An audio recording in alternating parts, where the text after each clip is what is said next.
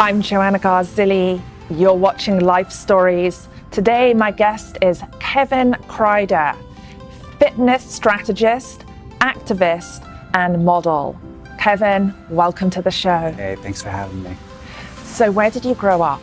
I grew up in Philadelphia. I was Korean adopted, so straight from Korea when I was 3 years old, landed into Philadelphia, German-Irish family, which explains my last name, Kreider. And what's your first memory? My first memory is actually being in the urinals with my sponsor who brought me over. And then my next memory afterwards was a dog barking in the darkness, arriving to my new home, and just a ton of uncertainty, a lot of fear in my life at that time. At that point, did you feel you were highly sensitive? Oh yeah, I was super highly sensitive. I was super sensitive to hunger. I was super sensitive to noises, animals, people. I remember actually even growing up in grade school and high school, and kids would poke fun at me because they said it was so fun to see my reactions because I was so sensitive as a person, which made me believe that being sensitive wasn't good, wasn't desirable. I needed to shut my emotions down. So yeah, definitely I was super sensitive. What was your favorite subject at school? Gym. My favorite subject was definitely gym.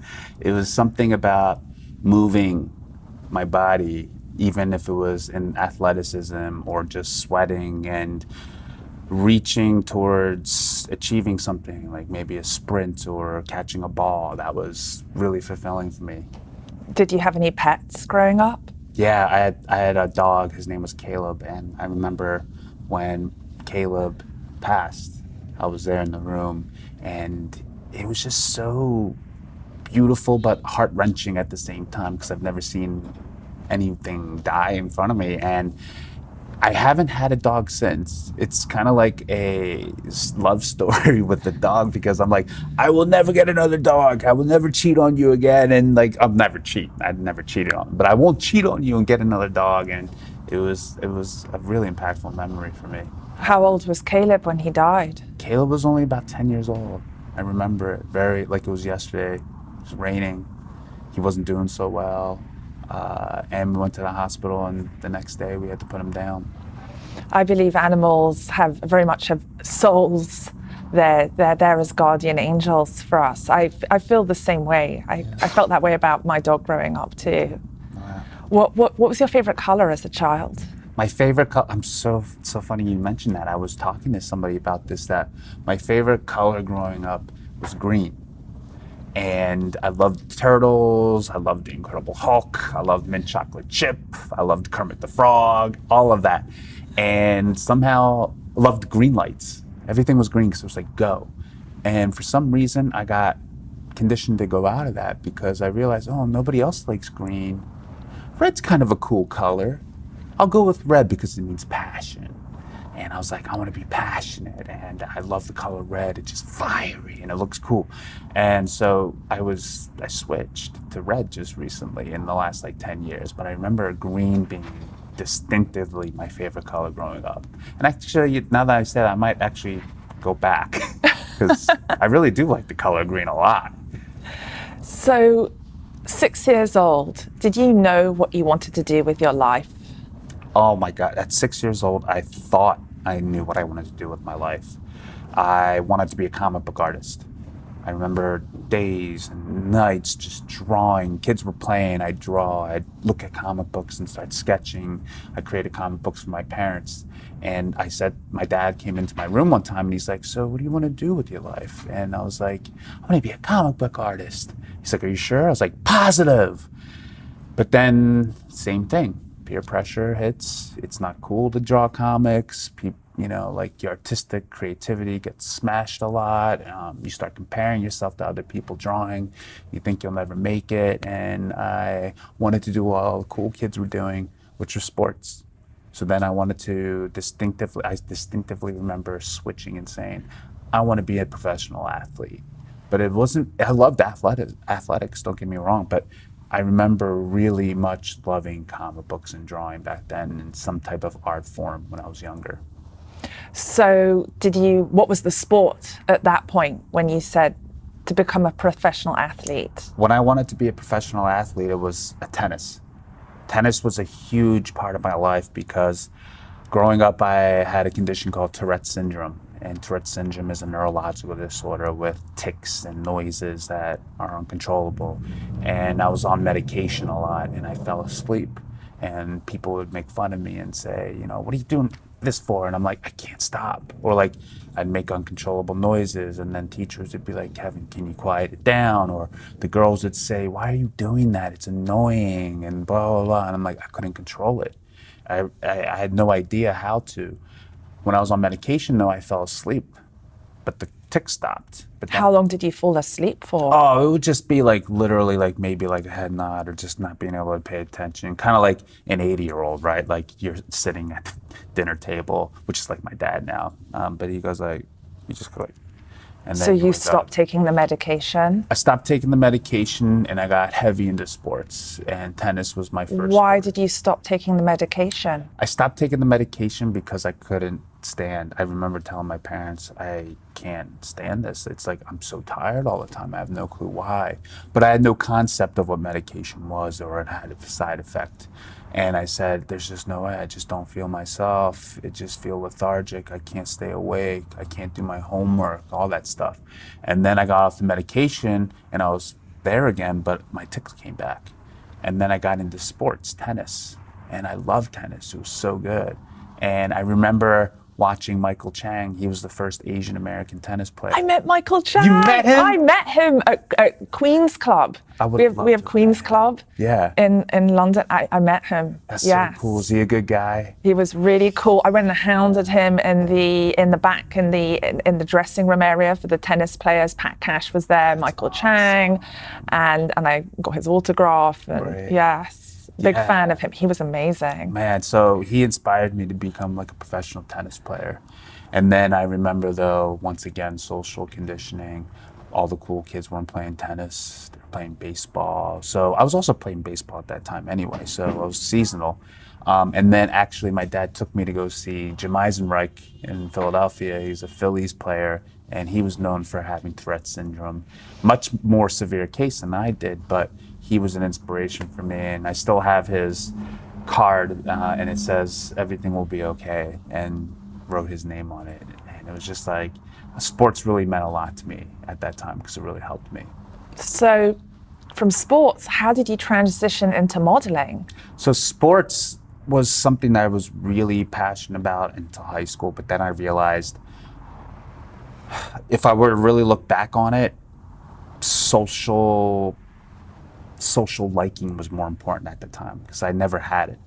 I remember growing up and not having many friends, and then I went to high school and I had friends, but it was all around one thing in common, which was partying. Partying was my main focus then, and then athleticism started to fade away. And then you go into college, it was like partying was another subject for me. And I can relate. Yeah, I was very successful at it. And I thought I had friends, and then I started losing my athleticism, but then I started weight training a lot more and getting into the science of the body, the physiology, nutrition, and that became my main focus because it was something very achievable. It's very laid out for you. If you do these moves, this result will happen, and in this long period of time, if you're not getting this result, then you do this. It was very predictable for me, and I was very good at it in a very young age of just knowing how the body works, what needs to be done for my own physiology, body, and what I want it to look like. And I manifested it. You know, I was a skinny kid growing up. Were you discovered, or did you say, I'm going to go do modeling now? How did that happen? So then into the transition of modeling, I got into fitness and I was making a lot of money and I just felt really unfulfilled though. I was like, why am I personal training 50 hours a day? 50 hours a week. And I 50 feel hours a day, yeah. week, right. It felt like that, right? Yeah, it felt like it. Yeah. I mean, I was training at 6:30 in the morning until 8:30 at night straight. And I felt so unfulfilled, but I had money. And I was like, well, you know, what is it that I like about personal training so much that I can transition? Oh, it was to help other people feel good about themselves and the way they look. And I realized there weren't many Asian American males out there in the face. Actually, almost none when I first came out there. But there was one guy that I saw, and his name was Daniel Liu. And he was the first model, Asian model, signed by Ford. And I remember saying, handsome dude, we need more of them. Let me go out and do it. I'm 6 foot tall. I'm got a nice body. Like, I felt good about myself. And it was almost at that point in my life when I was 25, I was like, I now feel good about the way I look, but other people perceive me a different way based off of social conditioning, the way Asian. How did they perceive you? So the way I was perceived growing up at 25 too was, you are an anomaly. We don't see Asian guys look like you, but you're also not as good looking as other people. You were good looking for an Asian guy, which now today we call it microaggressions. It's a compliment with a backhanded compliment, saying basically like Asian guys aren't seen as attractive, but you're pretty good. It's something that I realized was I was internalizing, and I had a lot of anger behind it, even though it was the best compliment I've ever gotten. And so you pursued the modeling, or it came to you after you made that internal decision that this was going to be a path for you? Amazing you say that, because I believe it was actually shown to me. And somebody gave me this chance to go meet somebody at Men's Health magazine, a publisher there. And he said he knew him. So I went and saw the guy, and he's like, I don't even know that guy, but I like who you are. So then I signed with him, and I'm signed with an agency, did Men's Health, and then it just started to snowball from there. Moved up to New York with another friend who became a model. And it was weird because it wasn't really a lot of success, but something was calling me to still do it, to do modeling. So that's what I continue to do even up until today. So you're modeling and fitness, this idea of being a fitness strategist. Yeah. So how did that come about? Because I don't typically hear that, fitness strategist. Right, so strategy came to me because everybody needs a strategy, a blueprint for life, right? And sometimes what I found for me is if I don't have a blueprint to follow that works, sometimes I get lost. I keep trying different things in my life. What I try to do as a strategist is I try to make this part of your lifestyle. So each strategy is different for each person. The way you live your life might be different than mine. And because I've seen so much in my life, I can give you some tools. You can choose it or not do it, and you get a result. It's really easy that way. And I love strategy in a sense of like gyms, right? How does gym culture actually interact with the customers? How do they keep them coming back? How are the employees treated? How is the atmosphere set up? I love strategy like that because you need to actually have a strategy to get people in and staying in the gym. So I love talking to other gym owners or business owners in the fitness field on how to do that, or how to coach their trainers to be more charismatic or inspirational, or share more of themselves to help the clients out. I love stuff like that. Or how to build a business, a personal training business. It's amazing. That's why I say fitness strategist. Do you believe in angels? Oh, hell yeah. I do believe in angels. I remember when I was younger, I totally believed in angels. I could feel it in my room. And then there was a period of time where I turned my back on it because I thought I was too immature to believe in angels. Or, of course, like Santa Claus. I mean, maybe it's a belief of like Santa Claus, right? And so I stopped believing for a while.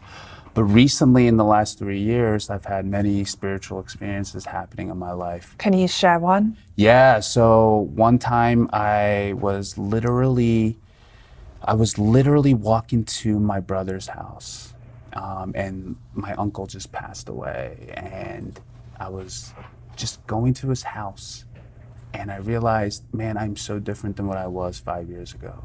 I can show up to my family in a time of need when my uncle passed away, and I can be there for my family. I can be there for my brother. My brother had a little bit of a miscarriage with his firstborn, and I was there for him, and I could be there as a brother and loving.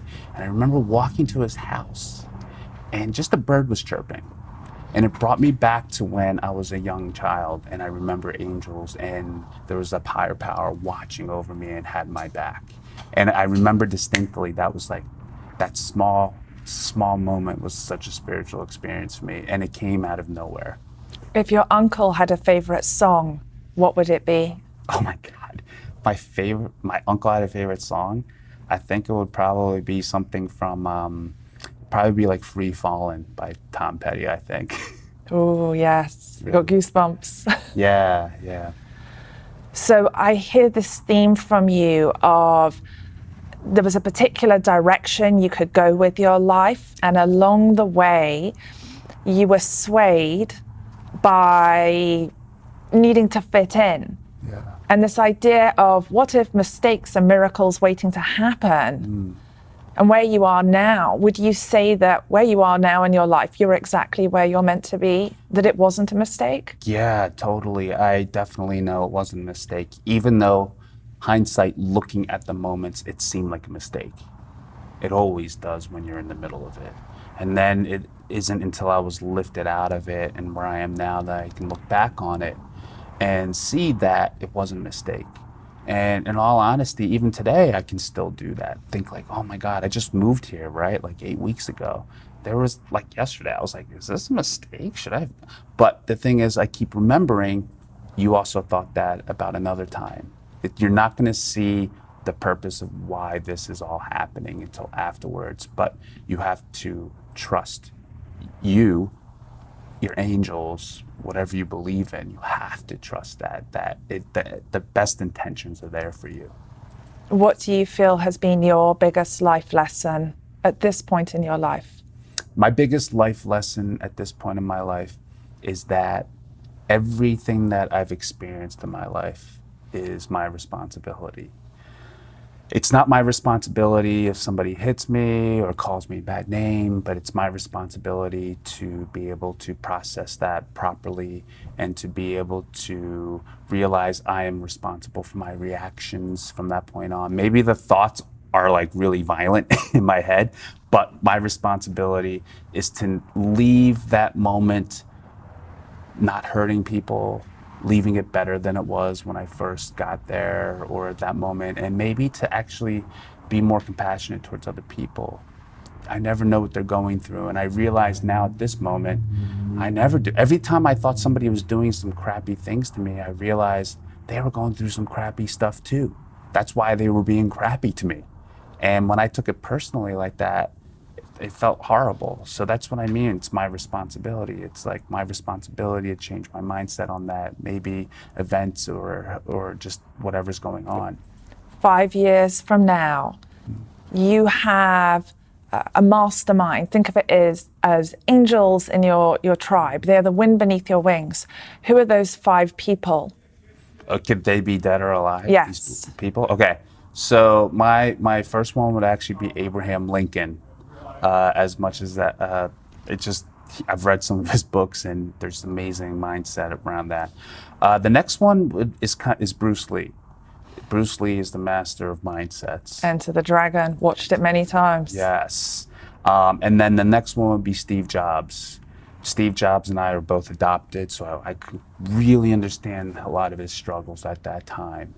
And, I know there's different things about him that people don't like. He's kind of an asshole, right? As a boss, I heard.